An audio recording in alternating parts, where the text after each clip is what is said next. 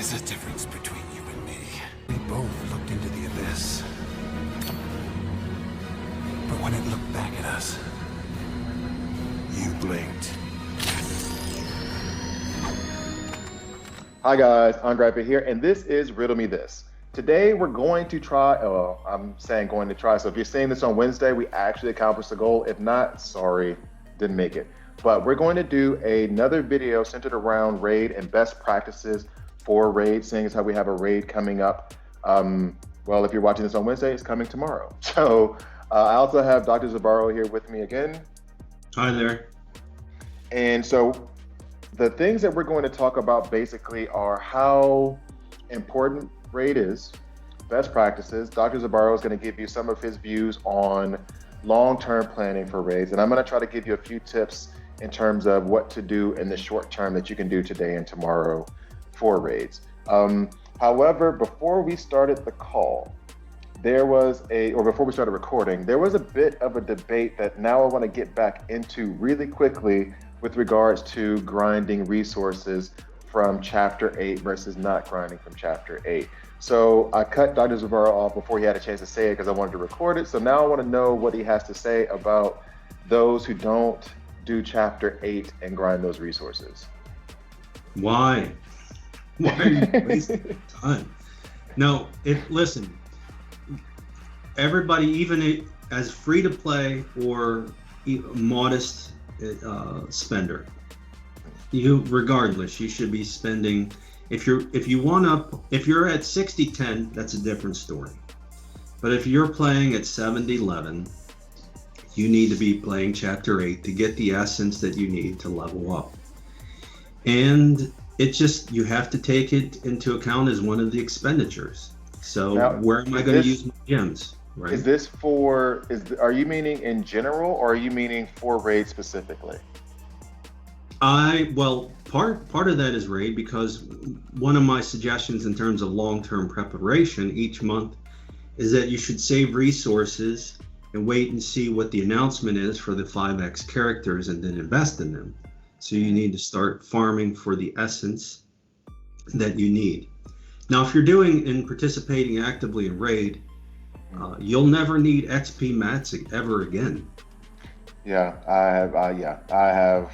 In fact, I can look down and tell you right now how many XP mats I have just from raid. And that is part of why, even though raids can be a pain, I have 36,000 level 2 and 28,000 level 1 gray mats. And that isn't exactly spectacular, but whenever I want to level someone up, it's not the most efficient XP mat, but it's still there whenever I want to do it. So it's available to me.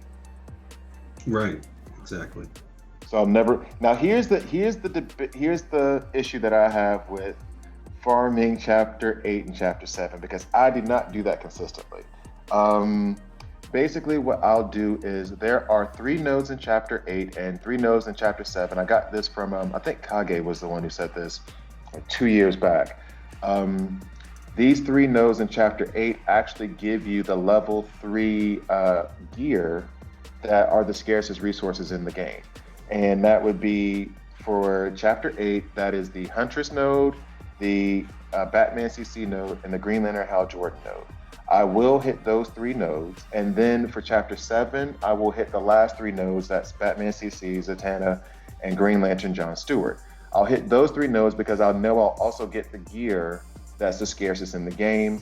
And then on top of that, I will sometimes, if I'm in the mood, farm the first node for Chapter 8 because that tends to give the most essence. And then I'll farm the last node in Chapter 8 because that's Black Adam, and that's the only place you can farm him. Even though Black Adam isn't the beast that he used to be, but I still just farm that one, I guess, out of habit now. But on most occasions, most days, I do not do Chapter 8 or Chapter 7. In fact, when Siege is going on, I definitely don't do it because I'm geared more towards Siege energy and completing the 30 heroic missions and getting the extra Siege energy as opposed to getting the essence. So I slightly disagree with you on farming Chapter 8 because it gobbles up energy so fast. Listen, I'm not suggesting you need to do it every single day. In fact, Mhm. I don't do it every day. The only days, in fact, I haven't done it all month. And the reason is I'm gym poor right now. And the reason I'm gym Uh, poor, I did something I usually don't do. I bought a pack, the Steppenwolf pack, because I'm absolutely tired of not having them. And I hate evasion. Absolutely hate evasion. And I want to be able to respond to evasion yeah, with the tools that are available. And there's very few. yeah. There's Steppenwolf, there's Zod. Owlman. Owlman is my number one go-to. Yeah, But then there's yeah. Wonder Girl. Mm, And then you have to use Brainiac if you're going to use. And that doesn't always work. So, I mean, Yeah. I just want to have a diversity of things available to me when it comes to that. But, you know, what I usually do when it comes to Chapter 8 is I do those on the PvP days. And then I Yeah. farm the lower nodes on PvE days so I can get alliance points. Yeah, see, I tend to do that as well too. Like when there isn't a siege event going on, then I will farm the chapter. Those nodes that I said specifically are the ones that I'll hit during PvP days. That way I don't have to worry about getting points for my alliance. And then PvE days, I'll do the chapter 1 and then chapter 3 are the two that I go after, because chapter 2 and chapter 3 have the same cost, but you get more from chapter 3. So those are the ones that I tend to go for. Now, here's the other disagreement that we have. And this disagreement is centered around days you should push in raid. Now, when I say push, first, I'm going to give my tips in case you are like a moderate spender or someone who is looking to push for the skin that is usually available for top 500. Now, I used to do that all the time. One of the last time I did it was for the Blue Flash skin, the Blue Lantern Flash skin, and it was, when I say that had me mentally wrecked for the next month. Like, I don't know how people do that consistently. Like, doing the top 500 to that point was okay. It wasn't a problem. But so many people wanted that skin that doing it was a constant grind. I did not get any sleep. I stayed up all the time. And then there was the last time I did it was the Red Sun Superman. And after that got taken away from us, I'm not bitter about that at all still. After that, like, I'm so, because the skin was so cool. It was so cool. It is infuriating that they took it away over some BS trademark thing. You're all WB. Why? Anyway, so after that, I never did it again. I never went after it because I was like, if you're gonna make us do all of this work and then you can just take it away, what's the point? But the thing that I would do in terms of grinding, and then we'll get to Dr. Zibarro's story behind grinding raid on a different level than I've ever done it. The main thing that I would do is there are these Head Start packs that you get that show up on the day of. Now, what I would do is I would get those 5, and then, but I wouldn't get them before reset that night. So I would get them, let's say I'm in Switzerland and reset for us is at 2 a.m. So you would get it, I would get it right before I would go to sleep at like 10, 11, whatever. And that is because during the day, on day 1, I would just grind, or I would just push and get with the normal energy that I would get throughout the day. Maybe spend 500 gems, maybe not. But day 1, I'm not really pushing because the raid bosses you get are lower level. They're easy to defeat, and they don't get you a lot of points. Now, if you're an early game player, then pushing day 1, go for it. Not saying anything against that. But if you're mid to late game, my recommendation has always been day 2 and 3. I would get the pack on day 1, right before reset. That way, all that energy that stacks up, I think you get like 2,500 energy if you get all 5 packs. And then you also get 5,000 gems. I would have all that 2,500 energy for the next day.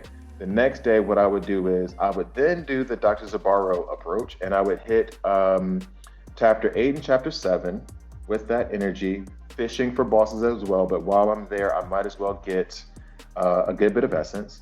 And then I would go to the last node of chapter 1 on normal. That only costs 5 energy. And I would sit there and just fish for raid bosses all day, only using that energy for it. And then once that energy depleted, then just going back and just waiting for the energy to come back, waiting for it to come back and keep going. Then on the third day, which is the other day I like to push, like I push on day 2 and day 3. On the third day, I would use the gems to buy energy and to buy blue energy, not the raid energy. I wouldn't buy any of that stuff. Buy the blue energy, go back, hit chapters 7 and 8 again, and then go back to normal, chapter 1, last node, and then just fish for bosses there over and over and over and over again. And those were the 2 days that I would push and try to get as far as I could. And then I would try to save like a couple thousand gems just in case if I was trying to stay in top 500, for example. I would just like save a few thousand just depending on where I was by the end of the third day in case I had to push a little bit on day 4. But what I found that, and I'm sure Dr. Zibarro is getting ready to disagree with me, what I found that was a lot of times by the end of day 3, there wasn't a whole lot of wiggle room between where I was going to be able to go up to and where I was. I was basically going to be stuck in that spot on day 3. And so I could move up maybe 50, move down maybe 50, but I could maintain my place there in the like 300 range, like between 350 and 250 range. And then I'll be assured of getting that skin or whatever other rewards that came with it. But Dr. Zibarro has a different approach. So share that with us. All right. First of all, point of clarification, just in case. Mm-hmm. When I say about farming chapter 8, Mm-hmm. I mean outside of raid. I do not farm chapter 8 whatsoever when raid is going on. Oh, really? Okay. No, I'm using that energy so on the lower levels so I can generate. I will run 30 battles, heroic battles on the lower level, which cost a little more energy to get the legendary mission. But I'm not I don't run chapter 8 during raid. Just as the point of clarification. All right, so a couple things here. First of all, whoever may be listening to this, I imagine there might be a diversity of listeners, folks that play at different levels. So the advice here is very specific to the level that you're playing at. If you're playing at, my advice mostly is that for folks at 70-11. If you're playing lower than this, then my advice does not apply to you. And the reason is you're not going to be able to hit the bigger bosses with the amount of energy that you need. Okay, so the way that I spend my time, there's 4 days of raid. The first 2, I'll spend a little bit here on the, what are they called? The ones that you farm from the campaign. Not the alliance boss, but the raid boss. That's the raid boss, yeah. Raid boss, yeah. So you don't get very many points from those. It seems like it initially because it requires so very little initially to rank up through those first few milestones. But day 1 and day 2, I focus on the alliance boss and hitting that again and again and again because those are the easiest days to rank up your alliance. And I'll play some, but I'm mostly trying to save the extra energy that I have for day 3 and day 4. And that's where I'll hit the bigger bosses like the 120 and the 150. And if you ranked up the right the right characters, then you should be able to get MVP award on those with 2 to 3 hits, depending on how bad the characters are. Yeah. I've had played a few where it's bad and you have to hit it like 4 or 5 times, and that's just terribly a waste of energy. Yeah. I don't do more than 2 times, max 3, but usually like 2 times. If I do the first time and I see like, okay, I got 20 million, then I just like let it go. But if I am able to get to 25% or more on the first go, then I'll hit it the second time and then I'll share it with everyone else, typically. And for folks that are interested in top 500, brace yourself. That's what I have to say. You will have to get to milestone 60 at least, and that's not even safe at 60. 63, 64 is safe. And I think there's a total of 70 milestones, and oh my God, it's a grind to get there. I did it once, and I don't think I will ever do it again. I don't know why you did it the one time. I did it for, like I said, I did it for the Blue Flash event. I didn't complete all the, or did I complete all the milestones? I genuinely can't remember. I took a screenshot and I should probably find it somewhere. I took a screenshot of doing that and no. That, and then when it happened with Red Superman and they took it away, So how many hours of sleep would you say you got during those 4 days of trying to get all the milestones? Oh God, I don't remember, but it was at the end of I think it was at the end of a semester, so I had extra time, and I didn't worry about it. But